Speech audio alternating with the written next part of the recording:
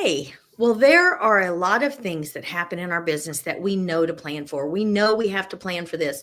We know we have to plan for recruitment. We know we have to plan for lead generation. But one thing that we can really struggle with in our daily operations is when an unexpected emergency or crisis happens. And our response to that can make all the difference. It can be the difference in our being able to not only survive, but thrive in a situation that others have not prepared for. Today, we are going to have a conversation we don't always have in home care, but it's one we need to have. We're going to learn how to prepare for an emergency as a home care agency owner. That is today on ActionCast.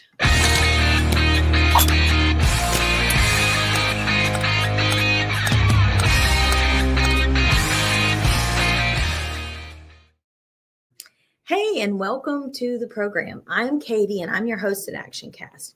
And we try to have conversations that are extremely relevant to home care owners where they are and to get them to where they want to be. That is one of our anchors here at ActionCast.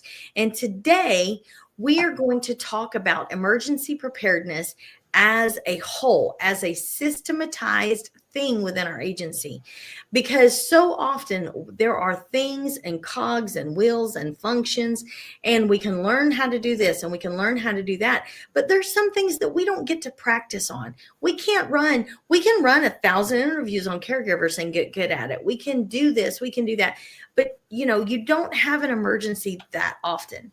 And today I'm going to introduce you to Amber Lawson, and she is a uniquely qualified individual. You'll learn more about that later, but she is a uniquely qualified individual to talk about this particular situation. For us, she is the Vice President of Strategic Operations. So, and in her resume, in that former life that we all have in home care, she has over a decade where she helped a home care agency grow from $3 million in revenue to well over $120 million in annual revenue. And of course, doing that meant she had multiple locations. She had multiple sites in multiple states with multiple different accidents, all kinds of emergencies that happened that we'll, I'm sure, hear more about along the way, that she had to maybe have a plan for, but then create better systems and processes as she went. So for maybe the best person I could have talked to on this, I don't know, maybe the very best, I'd like to introduce you to Amber. Welcome to the show. Thanks, Katie. I'm super excited to be here for my very first ActionCast and talking about something that I'm truly passionate about, which is business continuity, maintaining appropriate service delivery and operations through the unexpected.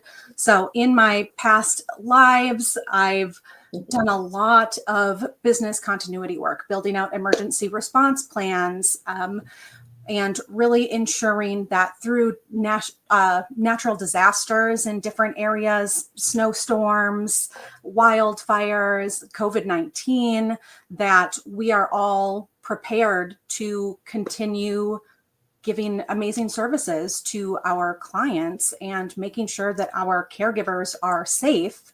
And that both of those things create a lot of stickiness and retention as well. So this kind of service delivery talk ties into that as well.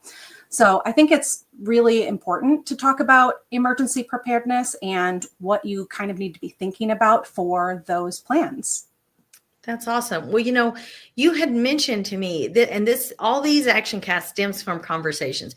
I'm not kidding when I say we are a conversation with owners, because these all stem from conversations we have where we're like, the owners need to hear about this, or they need to know about that. And I will say, I'm going to circle the wagons back around to your experience with COVID-19. Can we talk a little bit about that? Because for me, and I'm East Coast, I'm Tennessee, we're the last to get any wave here. You're West Coast. And so it seemed like forever to me. I can't imagine how long that time was for you, knowing a little bit of your background. Tell me a little bit about that and how you navigated that. Yeah. Time. Yeah. So We were one of the first agencies in the nation to really address COVID-19 because patient zero was right in our backyard. So right when the news was coming forward that this might be an issue, we were listening to the news and we immediately started getting on things. Because the thing with emergency preparedness is, the emergency might not happen, but having a plan in case it does is great. So we built out processes and procedures and documents and templates. And once that first shutdown happened, a lot of home care agencies were kind of left not knowing what to do, how to navigate everything. So we were also able to be kind of a good member to our community, our other fellow home care agency owners, and provide them some of those templates and processes to help keep them afloat during that unprecedented time that we all went through. That's crazy. And in my mind, just kind of fitting the puzzle pieces together, I can see how during the same time that sunk a lot of home care, I mean, there's no getting out of that it sunk a lot of home care. Who you were working with, y'all expanded exponentially. I mean, you experienced rapid growth. And I think it genuinely does speak to those who prepare are just that much farther ahead. Like it doesn't have to be this great, running fire. In my mind, I think of, like, you remember in elementary school where you ran fire drills and everybody was like, and going in the hall in an orderly fashion and stuff. It can be as simple as that, though. It can be as simple as having that plan in place and the structure that for in the specific situation you can build on when you get in that. So tell us a little bit more give us some wisdom and knowledge about emergency preparedness for a typical, and we're talking, maybe they're running $1 million a year. So, like maybe they don't have every resource in the world, but they need to start somewhere. So let's talk about that. Absolutely. So I kind of see it in three pieces. There's one of kind of building out emergency response plans. And then two, I see as kind of what you do with the caregivers, equipping the caregivers with the tools that they need. And then the third one is for your internal operations for your office staff. So first, with the emergency response plans, there's different things that you'll want to consider. So first, you'll kind of want to do a risk assessment of your geographical region.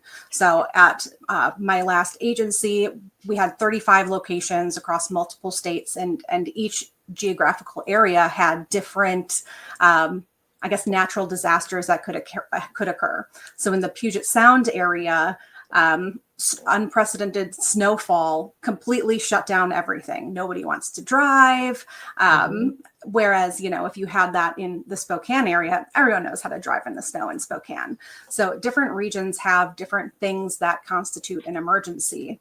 Wildfires, if you have hurricanes or anything like that. So it's kind of really identifying what potential natural disasters are relevant to your region, and then also mapping out the zones that are prone to hazards and assess how that will impact your caregivers and your clients. So that's the first piece, is kind of that risk assessment. And then you'll kind of want to do contingency staffing in that emergency response plan as well. How are you going to get caregivers into the home? And part of that is also building out a triage list. What clients is it absolutely necessary to see? I think something that we did is in each client's profile, we built out, a 1, 2, and 3 system of how important it would be to ensure service for clients with high needs. So ensuring that those clients are seen first, and then maybe the walkie-talkies, the companion care, those will be less high of a priority to be able to fulfill those shifts. So that's another piece, is kind of creating that triage. And then depending on your needs with like flooding or wildfires, identifying what evacuation protocols you might have, that is also going to be important. So that's kind of the emergency response plan components that are going to be most important for a business to think through. And then as far as caregivers, you're going to want to equip them with everything that they need. So what we did was have emergency kits that all caregivers would have in their trunks in their car that had flashlights, first aid supplies, blankets, types of things that you might need during an emergency, extra PPE just in case they might be stuck at the client house. And then also providing them with training, probably once a year, on how to handle different emergencies or crises that might come up. That's really awesome. Okay, so, and that's what you said about geographical area is so true because, like I said, I live in Tennessee. 10 inches of snow would be considered like where I live would be considered a major problem. And then there's people that live in areas where 10 inches of snow would be nothing. Like that's last night's snowfall. They still go to school and they still do all that stuff. And for here, it would shut. And it has in the past, it shut us down. And I mean, you have people like starving to death on mountains and, just because we got 10 inches of snow. So it is really true in your, like what I feel like you just laid out was like the bones, like there's this structure now that people can build on. And I will say to home care owners that are listening to this will remain active. I'll keep this active on the page. You can rewatch this and rewind it. Take notes. Like, don't discount that is a structure that you've just been given to that maybe you haven't even heard before. There's probably people running large agencies that really just haven't. I don't know that you don't ever think about it. It's just not convenient to think about because it's one of those not today things, like, oh, not today. I have so many other pressing things, but it's not important until it's supremely important. And so who do you envision who is in a very mid-size agency, who is involved in what you just laid out? Like, who are those people? Yeah, so I would say that in a mid-size agency, it should kind of be directed by either the office administrator or even the owner themselves to kind of get this ball rolling. But also everyone in the office should be involved because you're going to have to do a lot of planning for what happens if your office staff, your schedulers can't get into the office. Or, what if the office is the area that's kind of experiencing something? So you need to also have plans with your office staff of, do you have remote work solutions? Do people have laptops that they can work from home in the case of an emergency? And are all of your documents, things that you save, are they cloud-based? Or does it have to be physically on location with the server? So being able to identify systems that might be restricting you is a good thing to analyze as well. And I know something that we always did, I guess, prior to the time where remote work was such a big thing, is we would have once a quarter, all right, work from home, get everything tested out, make sure that you can access all of the things that you can access from home, and kind of do those little training drills of what would this look like if this really happened. So I do think that everybody in your office needs to be involved, and having some sort of maybe once a year, how are we going to react to crisis scenarios, and what does that look like? Something that I didn't mention earlier that I wanted to cover was in terms of kind of deploying caregivers.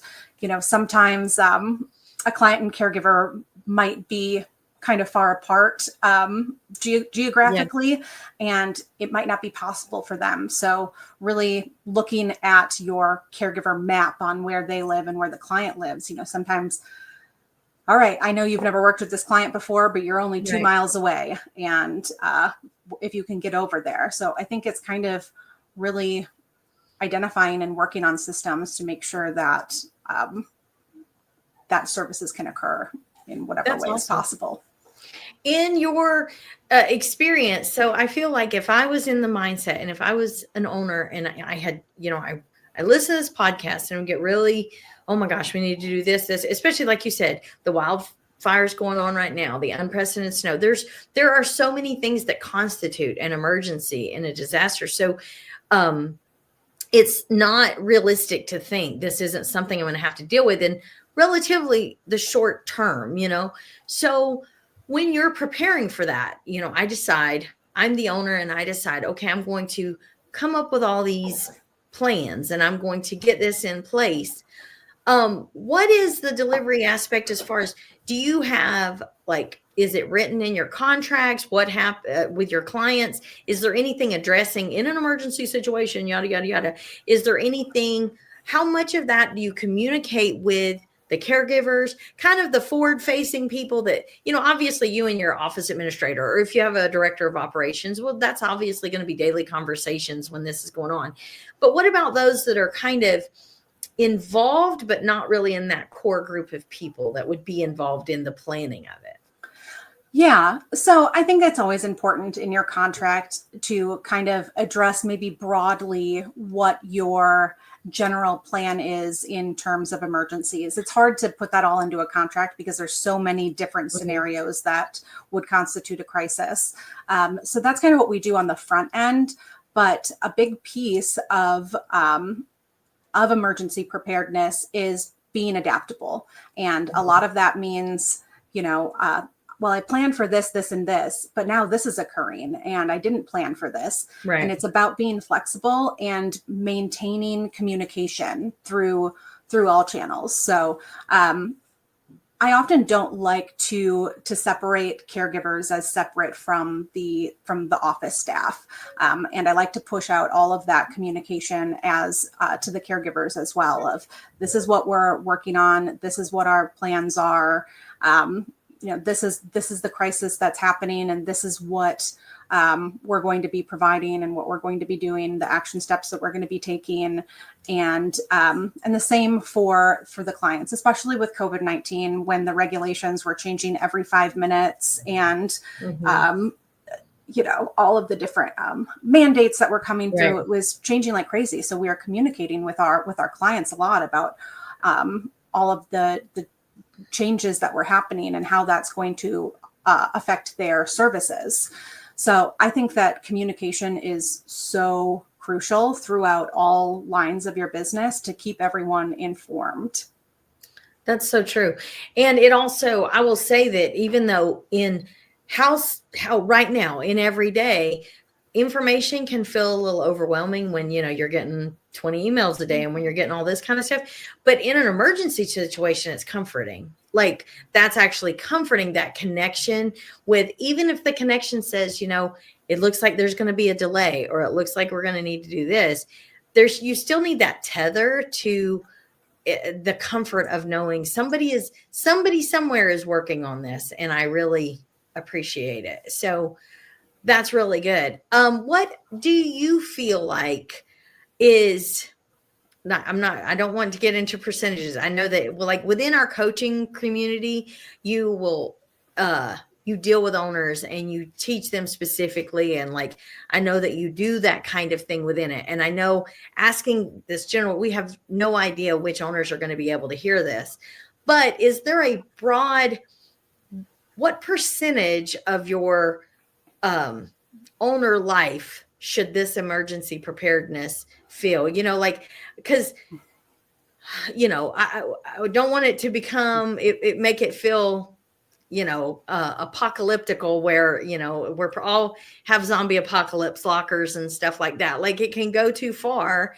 and it can be a waste of resources if it becomes a waste of resources, but there has to be some balance of, when is it a healthy investment? Where does that line come from? Yeah, absolutely. So if you know about the quadrants, there's like important and urgent, not urgent, but important. And that's kind of what this falls in, is quadrant 2, is it's not urgent, but it is important. So I think it's good to spend time doing some of those things once a month. I think that over a year, this should constitute 1% of your time.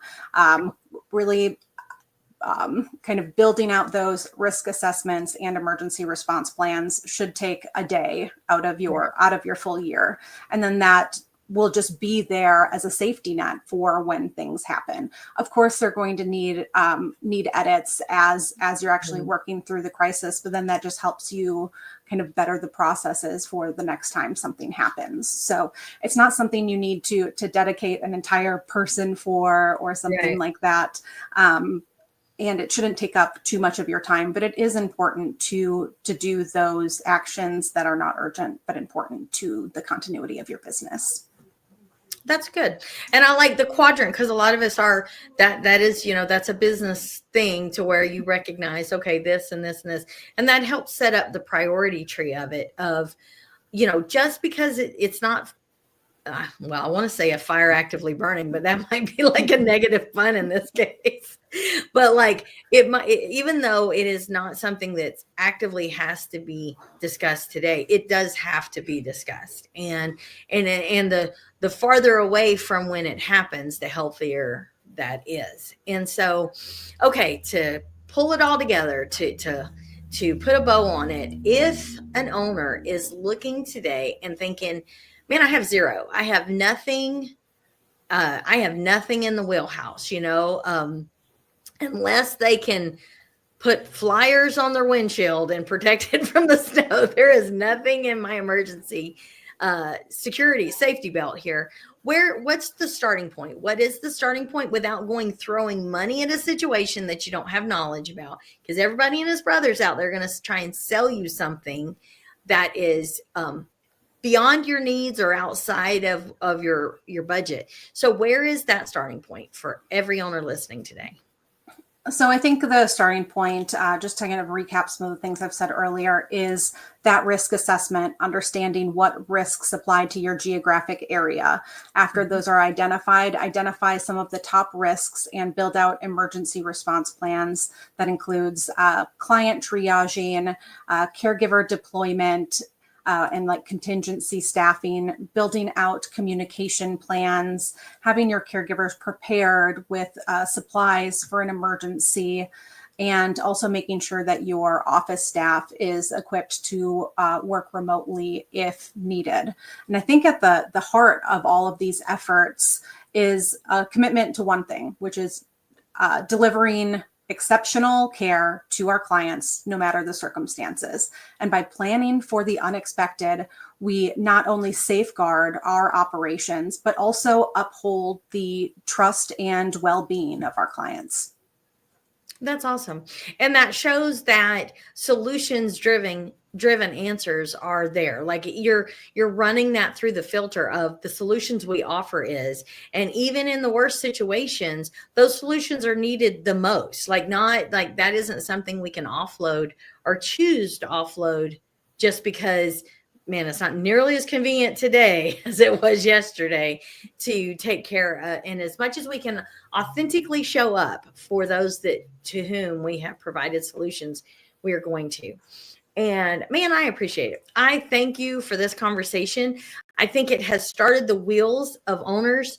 That's what we try to do. Our service, the solutions we offer is to offer owners that next step in their thinking. It's not everybody is going to get exactly where they want to tomorrow, but you can absolutely take a step today to being closer to the owner you want to be, closer to the company that you want to provide to your community.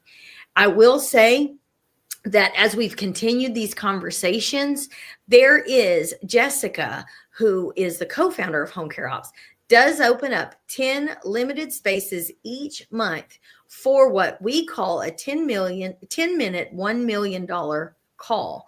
And that call is to provide owners who are at a level of success, but they have realized that they're in a bottleneck and they can't go past where they're at. Maybe they need that conversation to just help steer them in the direction that they can break that plateau or break through that threshold that has just so frustratingly kept them. in a place. If you're that owner today and you're interested in it, you can drop in the comments, just do emergency. That's what this particular episode is about. Put emergency. I will private message you the link. But that is not a link that we put out publicly. So it will have to be private message to you, but I'd be happy to do it if that's the next step in you getting prepared for wherever you're going as an owner. Amber, thank you. Thank you so much. I look forward to so many conversations with the knowledge, the skill set you have, and that you have helped your own agencies and agencies like it navigate through those waters of, man, I didn't expect this, but that's okay. No one else expected it either, because whoever shows up the most prepared wins. Like, you don't have to be completely prepared, but if you have put the best plan in place, then you win. That's it. That's the end of the game. So thank you so much.